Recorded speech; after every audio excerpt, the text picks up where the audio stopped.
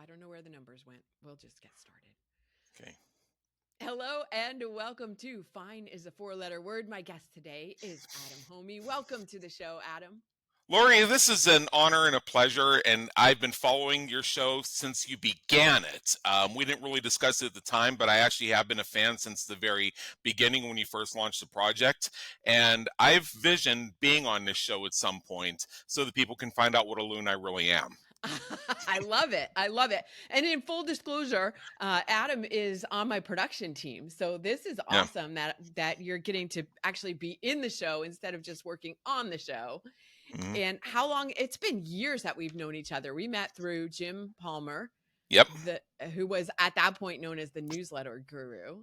Yep. He still is. He's also the dream business coach. Yeah. And that was I feel like that was a million years ago. I ascribe everything to being a million years ago if it was more than 10. If it was more than 10, it's a million. Pretty much, yeah. I use that phrase often myself. Yeah. Yeah. So, all right. So let's just jump in. I love that you're willing to play this game. So what were the values and beliefs that you were raised with that contributed to you becoming who you've become? Okay, so a lot of times your guests, and I'm immersed in every episode, obviously, will tell you some very specific value that they were taught. The best way that I can convey this is by telling you a little bit about my early childhood. When I was about 2 or 3 years old, I hadn't said anything yet. And they did some tests and they figured out that I was deaf. Fortunately, it was a correctable sort of thing, so I did get my hearing back after some surgery and some treatment and things like that. But it did it did set back my development in terms of being able to speak. However, the brain was functioning. So at this point, by the time we got all the senses up and running, it was about a year before I was due to start kindergarten. So my mother went and bought some textbooks and started teaching me some of the basic curriculum. So I entered kindergarten already literate, and meaning knowing how to write, read, and comprehend fluently in the English language. This caused me to be labeled as smart. And then when I went to the first grade, my teacher quickly assessed that I was bored in class.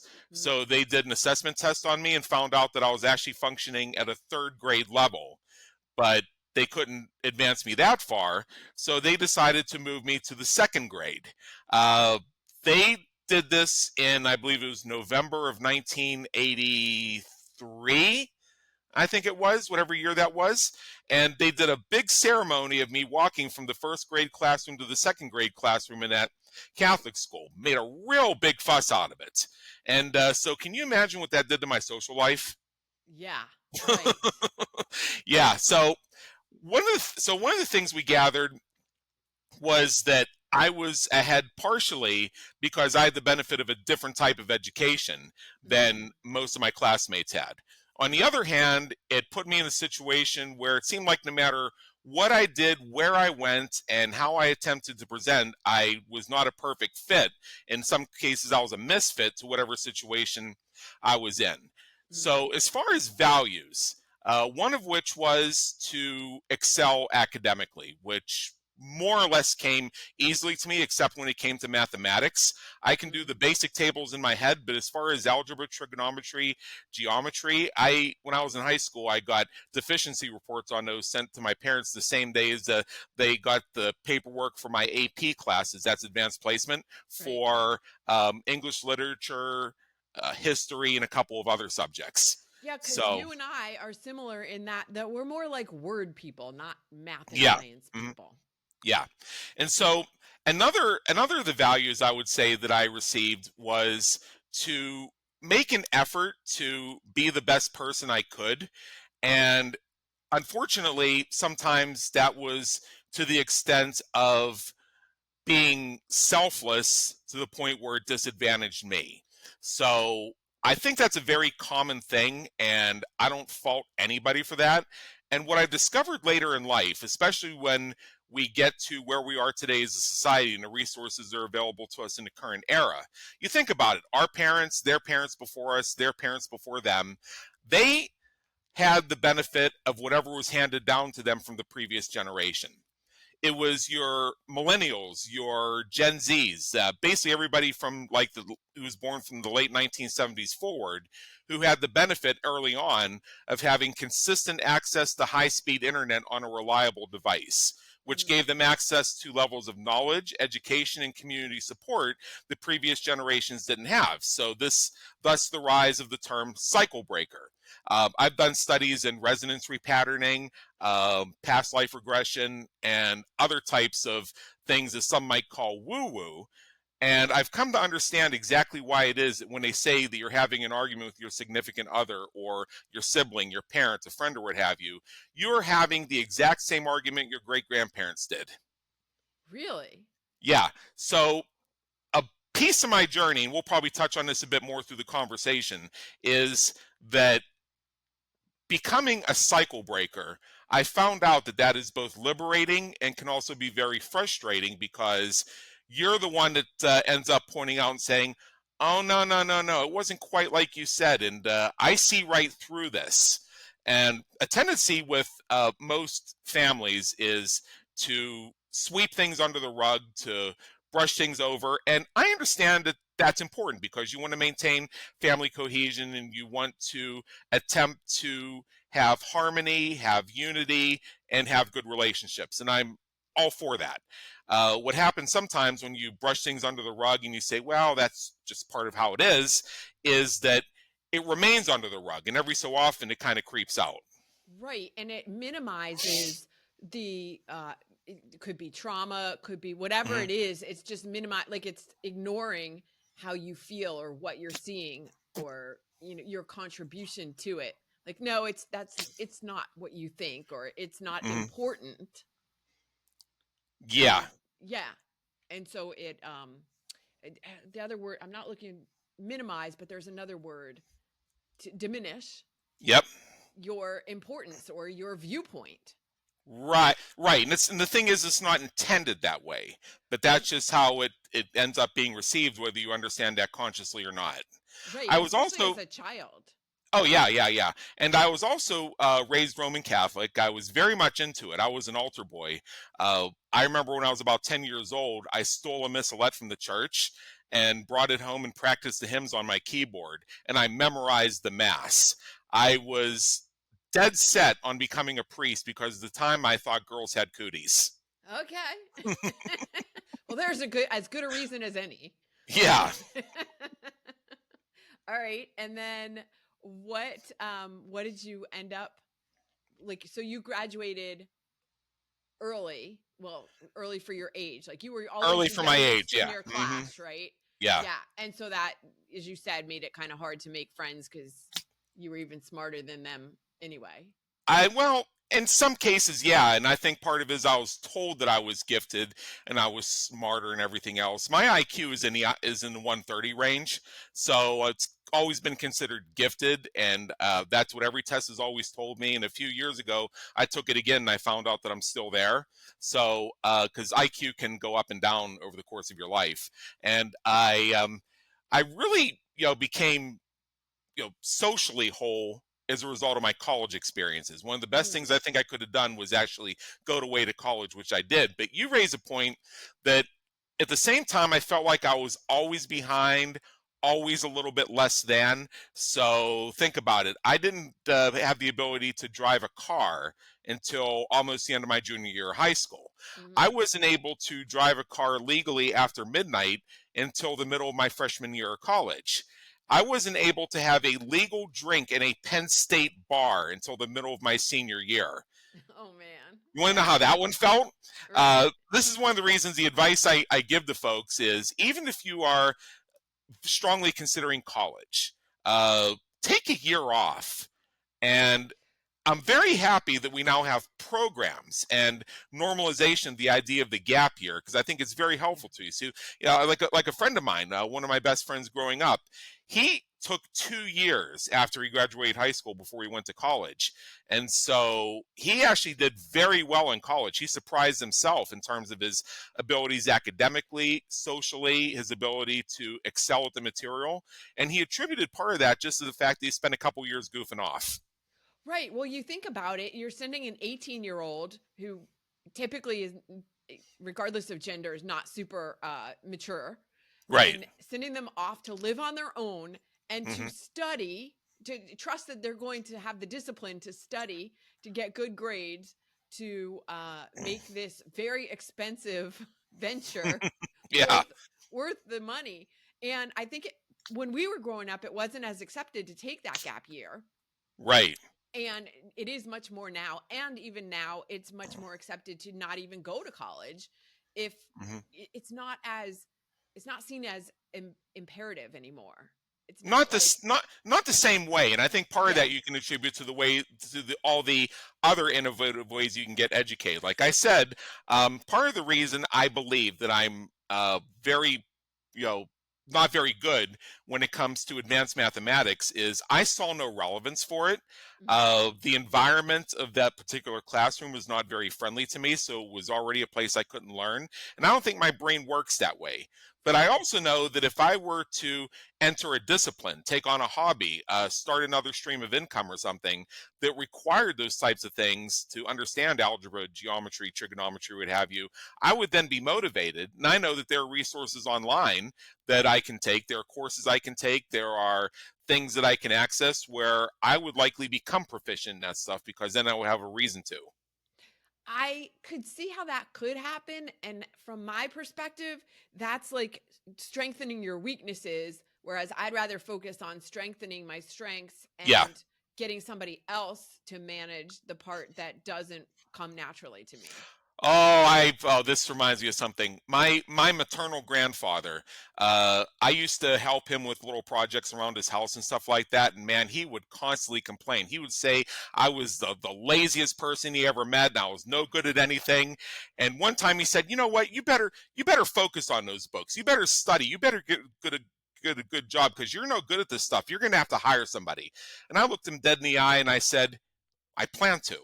Mhm. Now there were other adults in around here saying, "Oh, how dare you say that to you?" And but he's just giving me this look of like just sort of nodding and grinning, like, "You got it, grasshopper." Right, right, right. I remember a similar story too with my stepfather. I think it was like a typing class or something. And, Yeah, we when we still had typing classes, I mean, that was like yeah, very long ago, but, and I wasn't terrible at it, but in my head, I remember coming home and talking about like, well, I'm just going to hire an assistant. yeah,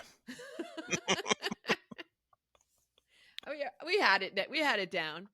All yeah. right. So you went to Penn State. Yes, I And did.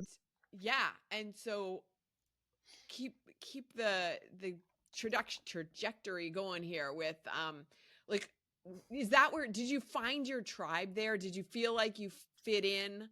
Yes. Yes, I found my people. What's great about going to a large university is you can have several different sets of people. One of the things about Penn State, and so many people have said this, and it's the same with a lot of larger universities, is you can be different people to Mhm. different people, a different person to different people at different times of the day. Uh, and this is why I say if you choose the university path, pick a large one. So you have the opportunity to explore. So you can do different things and you can find where your tribe is, where your vibe really is. So at any rate, uh, I had gone to Penn State with the intention of getting a degree in political science because I thought I was going to go to law school and become an attorney. During the last semester of my super senior year, because I extended another semester to take advantage of a TA opportunity, and plus I Okay. just thought, I just need to get more out of this. Yeah. I attended a 2-hour seminar by somebody, an adjunct professor at the Dickinson University of Law, which is the law school associated with Penn State. This guy was mesmerizing. He was captivating. He was a complete asshole in a way that you love. Okay. I was hanging on his every word about the realities of being an attorney and how to be successful. And my mouth was gaping, thinking, wow, that is quite a life. I don't want it. So I Wow. so I, gra- Okay. I graduated with no direction whatsoever. Ended up going through a couple of really crappy jobs, and then I went to Duquesne University to pursue my MBA, which I managed to complete on a full time basis while working a full time job. and excelling at both of them. And I think that just has to do with what I like to say in my own marketing as finding your intersection of your brilliance and your passion. Right. Yeah. And then when did you go out on your own? On my own, oh, my business. Well, Yeah. here's what happened there. After I finished the MBA from Duquesne, my concentration was human resource management, and my dream was to become a training and development director of a Fortune 100. So I did the usual interviews, networking things. I got a couple of offers in both cases by companies that weren't actually officially hiring but wanted to create a role for me based on what I presented to them. At the same time, I connected or reconnected rather with one of my previous mentors, a gentleman named Stephen Rao. And he had, at his point in his life, started a small training and development firm and needed some help. So I did some freelance work with him, and then I caught the entrepreneurial bug. I formed a limited liability company, and then I picked up a couple other clients. I spent a couple years going between the ox and the horse cart, figuring out which way I was going to go. And part of that is because I didn't know that it was easier to jump off on your own than you really thought. One of the worst days I had in my job, I remember it, November 19th, 2004.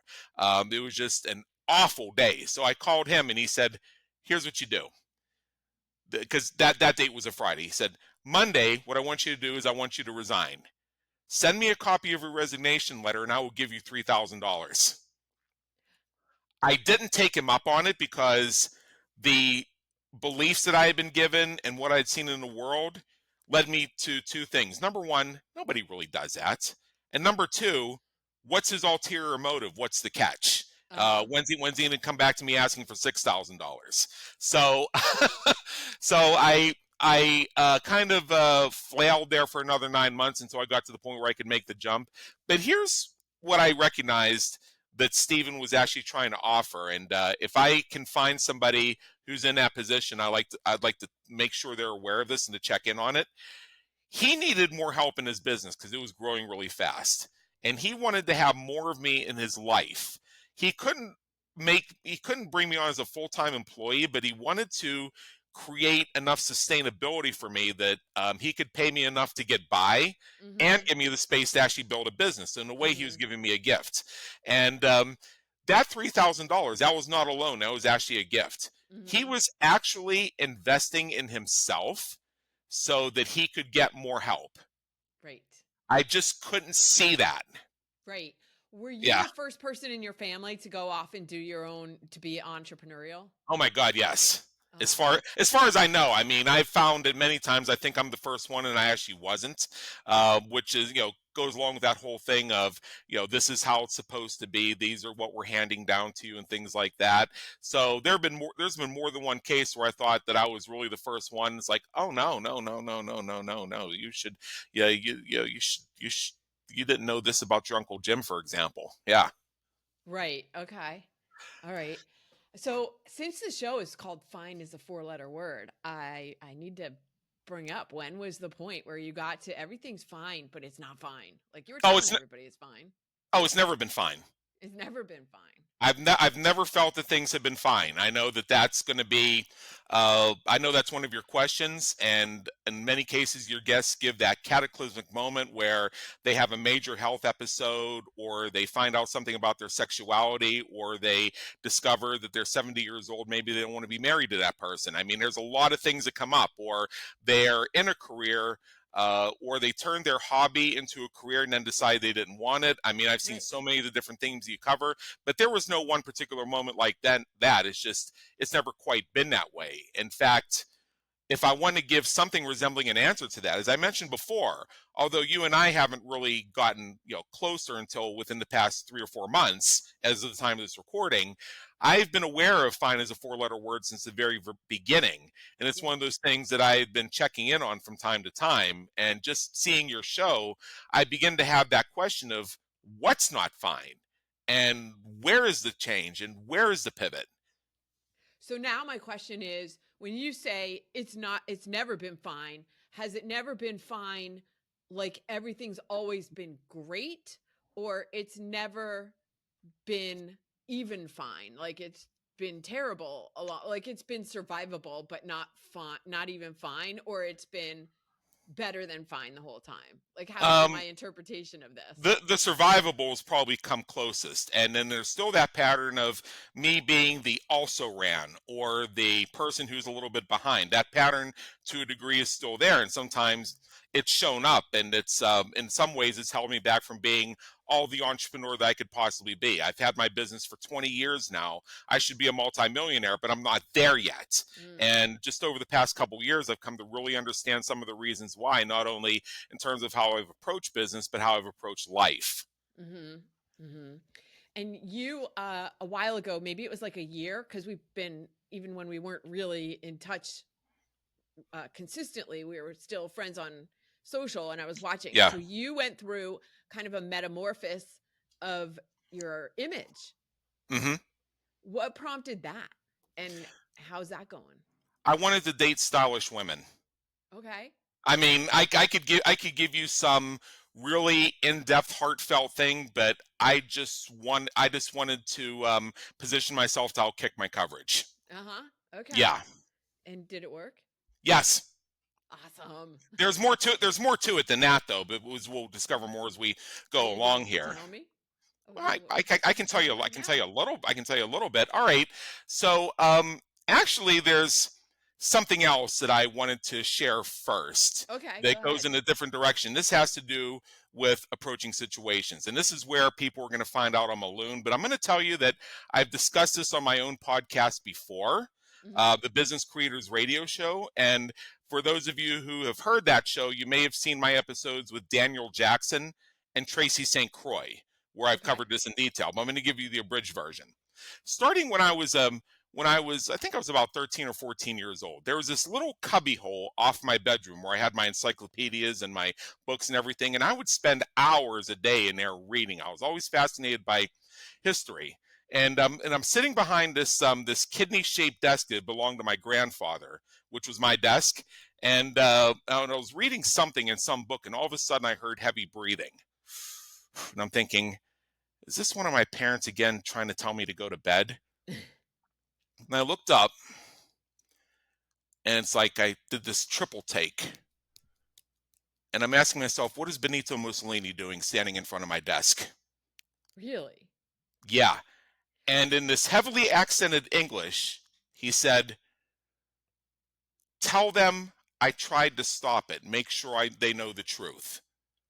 It's like, what? And then he disappeared. Were you reading about him when he No, showed up? no, Okay. Wow. no. And for the next 20 or 30 years, sporadically, he would show up with that same message. He would say something like, tell them I tried to stop it. Make sure they know the truth. Make sure they know the whole story about me. And then before I could ask him, he would go away again. At first, I thought I was mentally ill having these, and this got to be a figment of my imagination. But then the internet comes in, Hmm. and we get to see things that were not available to us. I mean, you and I are of similar age, so you know that what was available to us as children is different than the information that's available to us as adults. So Right. this thing called YouTube came into existence, Yes. and I found this video clip of him giving a speech in English, and I thought, oh my God, that is him. This is for real. So fast forward to the year 2014, and this might have been when we were still in the mastermind together with Jim Palmer. I'm not sure exactly where that The divergence mastermind, happened. yeah, the mastermind was a little earlier than that, because I ended up shutting that business down in 2014. So I think it was a couple Okay, years earlier. Hmm. so yeah, it was 2014.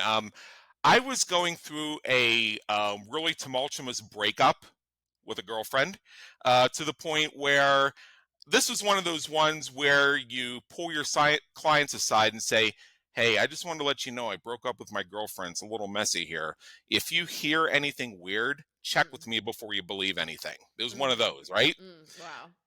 And so then Il Duce comes back to me and tells me the same damn thing.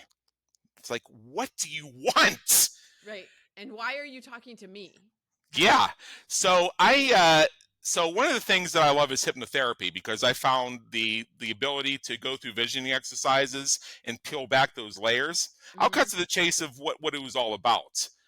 Those spectral appearances happened every time that I was in a situation where I was damned if I did and damned if I didn't. Mm. and I was going to have to do something that might cause people around me to criticize me or to question me. Wow. Okay. So here is in a nutshell, and I can get, and your listeners can go research this on their own. In July of 1934, the Austrian Nazis attempted to overthrow the Austrian government, and they assassinated the chancellor. Uh, that the chancellor was a friend of Mussolini's, and he was so incensed by this, he marched, I think, 5 divisions of the Italian armies to the Austrian border and threatened to invade if they didn't back off. And the League of Nations warned him to stand down. Now, he didn't have to invade, but that instance right there was a case where, had he been stronger, he could have gone forward, because there's evidence that's shown up that he might have gone all the way into Germany and nipped that whole Hitler thing in the bud before it really got off the ground. Mm. He could have saved 50 million lives, but he didn't have the courage to stand against public opinion, because you think about it, this was not too long after World War I. They really weren't ready for another one. Yeah. And this was a guy who was talking about reconstituting the Roman Empire. So, I mean, it wasn't going to come across as being the most benevolent thing. But had he gone through with it, we could have saved tens of millions of lives. So the message was that when you're in situations where no matter what you do, people may not understand it first, but those who truly support you, who are part of your tribe, will support you Yeah. in the long run. And that you need to do what you truly believe is the right thing. Yeah. Mm. Wow. So now that you know that, do those visions still come? No, I haven't seen him since, thank God. Wow. I hope Okay. I hope yeah, my friend who's a spirit medium explained to me what could have been happening is that due to, I mean, and the events of his life are fairly well known, and how tragically it ended up, and some of the very bad things that he did. And she explained to me that it's possible that this is a piece of his repayment of his karmic debt, Mm. that his spirit is now assigned to find people who need to be encouraged to take actions that might not be popular, but to have the Mhm. fortitude to do it. Maybe once I recognized that I got that message, he was no longer needed. And believe me, I wasn't looking to make friends with the guy, so I'm pretty happy. Right, right, Yeah. right. Did you ever discover in your internet searches that other people were having similar visions? I've researched that and I haven't seen it, but it's Okay. possible. I'm just Yeah. curious. Like, that sounds Hmm. fascinating. It would be Yeah. interesting. So so the reason I interjected that story beforehand is that was a really important lesson that I needed to gain, is that when you are your authentic self, people around you may not understand. They may criticize you. They may distance themselves because of societal pressures, because it conflicts with what they believe to be their own beliefs. Right. And however, when you find it within yourself to be able to persevere and do everything you can to do no harm and to do what's necessary for yourself. In one of your recent episodes, you, in your takeaways, you made the bifurcation between being selfless and selfish, and how they're not mutually exclusive. Right. And that selfish is different than self-care. Yes. Yeah. Yeah. So that showed me, because part of what really held back my business growth is, oh well, if I don't do this absolutely perfect, or I occasionally miss a deadline or disappoint somebody, or I don't hit it out of the park every single time, that my life is over. Right. And that's just a pattern that kept showing up in my life over and over and over again, and recognizing that, you know what, that's not really the case. Yeah, I think it takes us a while. Like, we need to get some maturity Hmm. in and some life experience before we are able to really accept that. Like, we hear it consciously. I don't have to be perfect. Good enough is good enough. But Hmm. for people, high achievers like you and I are, it doesn't sink in. We're like, yeah, No. okay, that's relevant for other people, but not for Yeah. me. Yeah, I'm a superstar. I'm a champion. You know, a lot of times we are, but not always. Mhm. What I remind myself, and I understand it intellectually, but sometimes in practice, it's difficult to embrace, is that Babe Ruth missed 2/3 of his hits. Yeah. Yeah. And he's still considered a superstar. Like you Yes, don't have to get it perfect all the time to still be a superstar. yes. Yeah. Yeah. So now that you know this, now that you're allowing yourself to not be perfect all the time, what do you see happening? Well, part of it is a work in progress in the sense that I know that there are still a lot of things I'm going to discover. One of the things I've learned about hypnotherapy is that you do an exercise, you do a session, you do a visioning, and it pulls back a layer that reveals what was bubbling under the surface, so that whether you solve it or at least are able to recognize and compartmentalize it, you've now achieved another level of mastery. But Mhm. once you pull back that layer, now there's something that you get it, that's Yep. that's gonna jump up next. So I know that there's gonna be a lot more of that happens for me. Yeah, I mean that's part of being human. We're like an onion. You're peeling back Mhm. all the layers and it's like the never ending onion kind of thing. Like as Yes, long as you're alive, there are going to be more layers to be yes, there revealed. are. Yes, there are. Yeah, kind of like those birthday candles that you can't blow out. They just keep popping up. Exactly, Right. exactly. Yeah. Yeah. Yeah. So now I'm going to jump to a totally different topic cuz Oh boy. you are a great fan and well, I'll just leave it at a I don't know. You probably know the word cuz you're smart. Uh what is the word for someone who's like as big a fan of cats as you are? A lorophile. A lorophile. Yeah, we're See, I knew you would know lorophiles. that word. Yes. All right. Did you grow up with cats? Yeah, a whole bunch of them. At Okay. one So point, your my love parent of cats at one started point young. at, at one point my parents had 8 of them in the house. Okay. Yeah, All right. So it was a so furry that's situation. All right. So this is I guess in the South they would say you've come by that naturally. Yeah, yeah. That's their phrase, right? Yeah. Hmm. All right. And now you've limited yourself to two beautiful black cats. I'm not. I haven't limited myself. It's just the fact that I rent rather than own, Okay. and it's very difficult to find a place that allows more than two. I would have 5 or 6 up here if I could. Right. You hear that, Well, You hear that, Alessandra? And since you're the oldest, you would be the mentor. how would they know?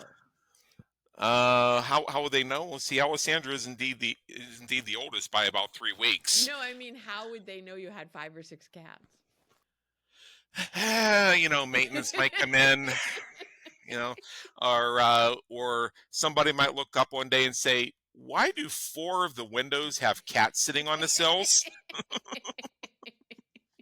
All right. So here's your incentive, right? To bust through those limiting factors in your business so that I don't know. I mean, I'm just I don't want a guessing. house. You don't want a house No, what I where you could really have unlimited cats. no no no what I really would enjoy is the ability to have residences in 3 or 4 different cities and travel between them without luggage and just my cats.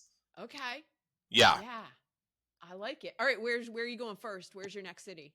Well, even though it's not all that far away, San Diego would probably be next Ooh, yes. because San I Diego's know people awesome. there and there's a lot of action in terms of what I do. Yes, and it's such a beautiful place. Yeah, and another place that keeps coming up is Georgia. It's because I know a lot of people in Georgia. Yeah, I know a lot of people in Georgia too. I'm actually thinking that on my nomadic tours that I need to get to the Atlanta area Yeah. for whether I have a cat sit there or not. Get to Atlanta just to spend time with a bunch of the people that I know there. Oh yeah, yeah. Yeah, that's a Yeah. good go. Harry. Alessandra was sitting on my lap for those who are listening on the audio. Yes. Yeah, she's beautiful. Yeah. Uh okay. So what's what's up next? Is there a question I didn't ask you that you want to share? Let's see. A question that you didn't ask that I want to share. Wait, before and as you're thinking about that, that is a great question. Like this is totally random, but whenever I'm in a situation where the questions are open, like an interview or Yeah. some kind of, yeah, you're talking to a potential client or somebody who's a potential, yeah, somebody who's going to hire you for speaking or Hmm. whatever it is. Is there a question I didn't ask that I don't, because I don't know enough, that I should be asking? Like that right there is a key takeaway. Always Okay. ask that. Well, yeah, yeah, yeah.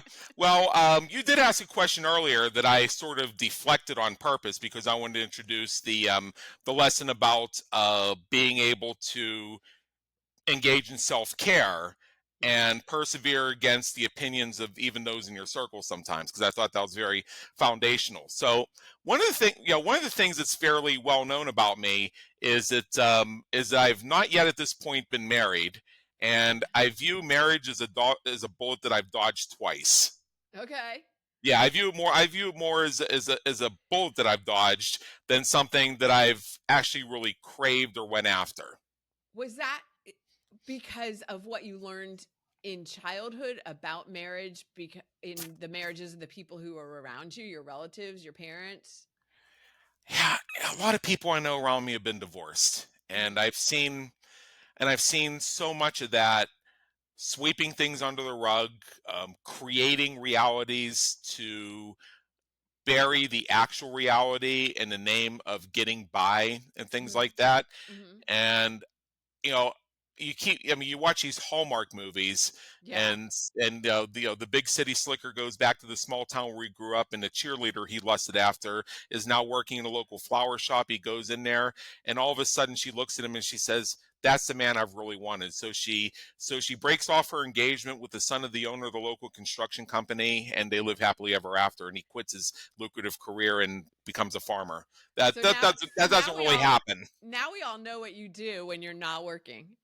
You're What? watching Hallmark Channel Oh, movies. no, no, no, no, no, no, no, no, no, no. If you've seen three, you've seen them all. I mean, and that's part of the reason the genre is so successful, because it found a formula that works and appeals to a lot of people. Right. Because that is something that whether it's what people genuinely want or what they've been trained to believe they want, Mhm.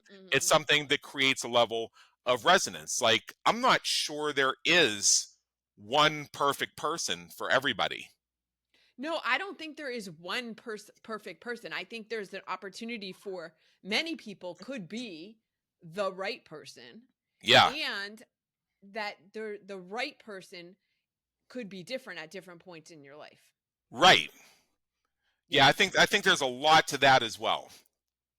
Yeah.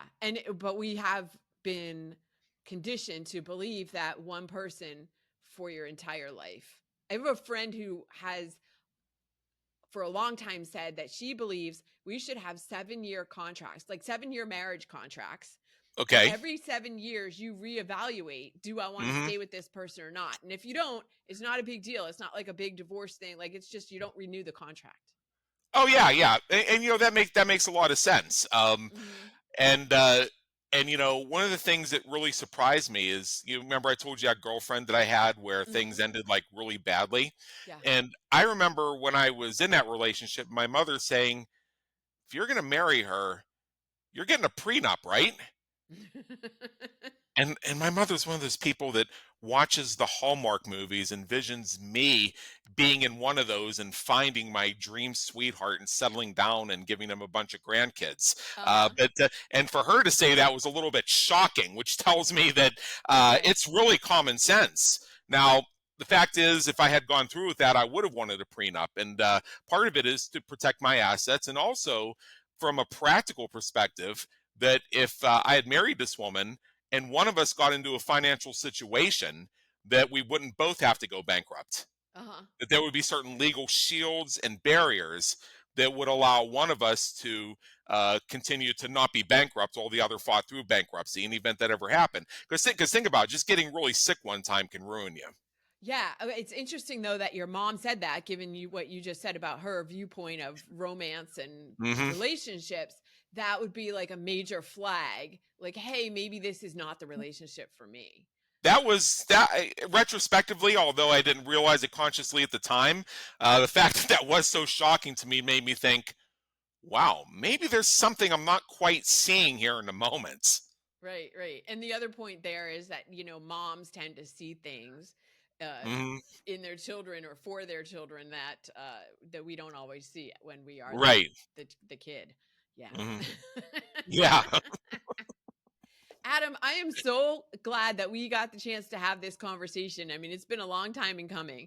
Before we go, I got it. You know the last question I always ask, and that is, what is your hype song? What's the song that you listen to when you need an extra boost of energy? And I imagine you dancing around the room with I don't your know how to beautiful, dance. yeah, but with the beautiful kitties, like you're just all doing like some kind of Well, movement. it's more like I'm standing there with the wand toy and Oh they're yeah, chasing there it. you go. Yeah, and I have to be careful Alessandra doesn't devour the wand toy 'cause she likes to chew right through them. So, all right. So this is another brief story that was just a part of my own development. Now, you may remember being a child yourself and being told that there are certain things that you're just not going to get to experience because you're not one of those special people, which is meeting famous people, meeting your heroes, hanging out with celebrities, and things like that. Mm, So I remember back in 2007, I was on a tech support call and they put me on hold. And while I was listening to the music they had on hold, that song "Into the Night" by Benny Mardones came on. uh-huh. And so I'm there for the longest time. I'm thinking, yeah, I loved that song when I was a kid. So I went to my Googles and I typed, "Where is Benny Mardones now?" And I found out that he was still active as an indie artist, although his top 40 days had passed. And every year in Syracuse, New York, he did a fan weekend. And you could buy tickets to where you'd get to have attend a dinner with him, the concert and everything else. So I didn't do it in 2007, but in 2008 I did it. Okay. And I don't know what happened, but when I got to the dinner, somehow I was assigned to sit right next to him. What? And he and I ended up becoming really good friends. I visited him so many times in Los Angeles. He is actually the original guest on the Business Creators Radio Show. Really? And what I gathered from him was he was the if you've if you've ever heard that metaphor about how you want to end your life as a wasted out carcass having lived every single bit of your life. This is a guy who literally in his will donated his body to science. Mm, Yeah. And what I gained from him were a few things. First of all, a generosity of spirit, an understanding of the human condition, and the importance of being authentically who you are, even when it costs you opportunities, because you only get to live this life once. He had several opportunities to reignite his career that he passed up on because it would have meant compromises that he personally could not live with. mm. So, and people when they heard I was friends, I was like, so what? When you go to LAX, does he send his limo to pick you up and take you to his mansion? It's like, no, I get an Uber to his apartment in Playa del Rey. But thanks for asking. Right. Yeah, but the song that is my hype song is actually one of his, and it's called "I'm Not Gonna Cry Anymore." Okay. It's a power ballad, and it's about being at that point where you recognize that you can't let things stop you anymore. You can't let people hold you back anymore. You can't play into other people's narratives. And regardless of what comes next, it's very important that you embrace the opportunity that's in front of you. Ah, that's so perfect for this Yeah. show Hmm. and for you for what you've been talking about. Yeah. I love it. All right. The final question. If someone wants to continue a conversation with you, where's the best place for them to reach you? Okay. So, um, www.schedulewithadam if you want to have a conversation. Just mention in the little note on there that you heard my appearance on "Fine" as a four-letter word and want to find out what kind of loon I really am. If you say that, I'll find it hilarious, and I'll listen to whatever you have to say. As far as social media, it's going to be in your notes.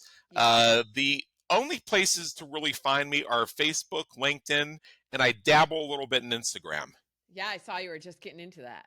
Yeah, Well, I'm just getting into it for stylish women, of course. well, exactly. That's where they all are, as far Yeah, as I know. Yeah. yeah. Okay, cool. Well, we'll like as always, you'll put that in the show notes. And thank Well, you so actually, our program manager Tammy takes care of all that, and believe me, yeah. she's a nut. She is so amazing though. I You don't know you that I would yeah call her a nut. Like no the no whole no thing no is no amazing. no, you don't know the half of her. She is sometimes nutsy Fagin. I'm saying this because she's going to hear it and she's going to swap me Yeah. with the newspaper. Well, you know what? Maybe sometime we need to have her on the show. She doesn't speak English, so it's not going to happen. Oh, all her I did not know that. She can read it and write it, but she can't speak it. Oh, I'm learning all kinds of things. Well, Yeah, maybe we get a translator. That would be a first for the show. yeah, it would. All right, very cool. Thank you so much for joining me today, Adam, on Fine is a Four-Letter Word. And thank you very much.